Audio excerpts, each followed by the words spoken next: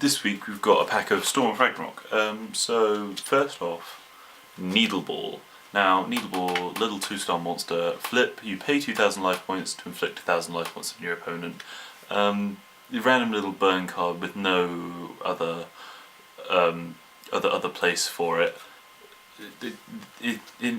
Maybe in a burn deck, but you have to pay 2,000 life points. You could just pop an Ukazi or something like that and get the same sort of effect. So I don't really see where Needleball has a place. So yeah. Next we've got Hourglass of Courage. Now this is a cool little card. If this card's normal flip summoned, its original attack and defense is halved until the end phase of your next turn. So its attack is 1,100 and its defense is 1,200, so they'd be halved. But after that, the original attack and defense are doubled. So this card can potentially be a 2,200 attack point monster if you can protect it for long enough. So maybe you summon it, equip Mist Body to it. It can't be destroyed by battle, or you pop it down there when you've got a Swords of Revealing Light on the field. It's protected until it's got a lot of attack. So I like this card. It's and it's a light fairy, so it can be searched in that kind of deck with Shining Angel, etc. So yeah, pretty good. Next we've got Garma of the Nordic Beasts. He's like just a nice little Nordic card. He's got 100 attack, which isn't great, 1,900 defense. So if you're going to set him, there's not much in the first few turns that can get past him. But his effect is when he battles a level 4 or lower monster, after he battles it, he returns it to the hand. So even if he dies, whatever's there bounces back to the hand.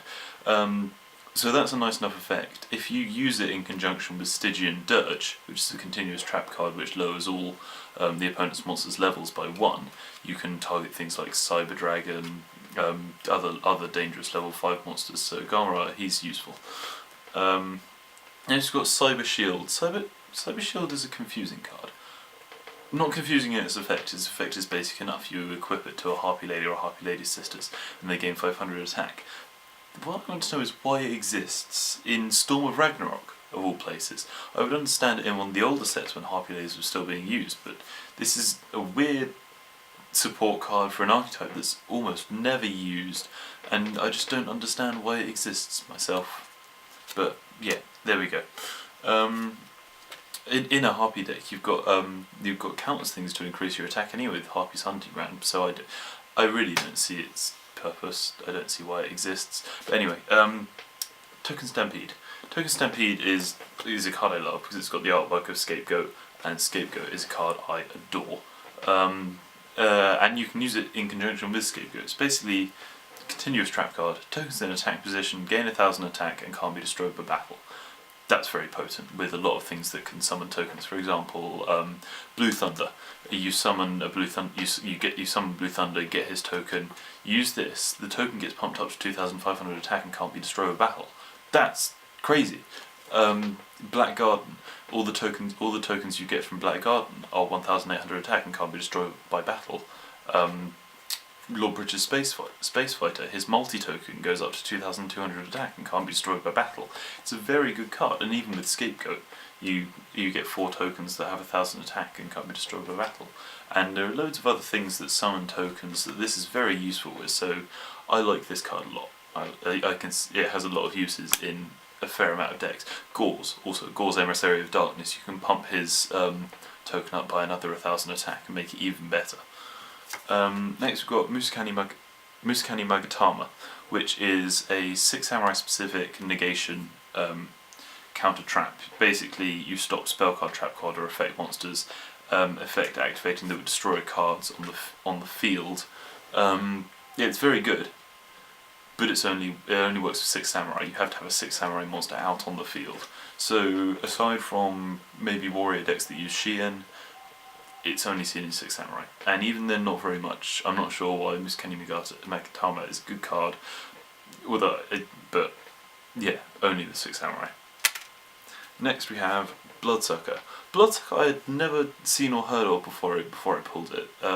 It's a 4-star with 1,300 attack. When it inflicts battle damage to your opponent, the top card of your opponent's deck is sent to the graveyard. So that's interesting. That's nice, but it's not often going to cause damage unless there's completely clear field, because it's only got 1,300 attack. One way of doing it would be with Overpowering Eye, which is also installed with Ragnarok, which allows one zombie type monster with 2,000 or less attack to attack directly. So perhaps Bloodsucker was in mind when they made Overpowering Eye. But yeah, limited uses. Also, sending the top card of the deck to the graveyard could be a bonus to the opponent if it's something they really didn't want to draw. Effects that return cards from the hand back to the top of the deck are much better than that, because the opponent then can't get any advantage from it whatsoever. So Bloodsucker, yeah, he's alright. Lastly, Viola Matter. Viola Matter is a very good card, but only in certain decks. You can select 3 equipped spell cards in your graveyard. Already that's something that's not going to happen in most decks. Most decks don't make much use of equipped spells. Return to the deck and apply one of these effects. Draw 1 card, or destroy 1 card your opponent controls. Now the wording for this is very interesting, because it means that you can target something like Stardust Dragon with it, and Stardust Dragon can't get its effect off, because Viola Matter doesn't specifically state that it is going to destroy a monster. It's up in the air whether a monster is going to be destroyed or not. The opponent could choose to draw 1 card. So that means that Stardust Dragon doesn't get to trigger its effect, doesn't get to chain its effect on that and negate it. So that's a good way of getting Stardust Dragon in a deck that uses a lot of equipped spell cards. And the first one that comes to mind is a Power Tool Dragon deck, because there are going to be lots of equipped spells going around there. They're going to be searched very quickly with Power Tool Dragon. Also, possibly an Armed Samurai Benkei deck, because the key of that is to use equipped spell cards over and over again, and put them all on Benkei. But yeah, Viola Matter, good card. Very specific, but when you can use it, it's very good. Right, and that was Exotic Cards episode 4. I hope you enjoyed it, and I hope you learned something. RubberMant out.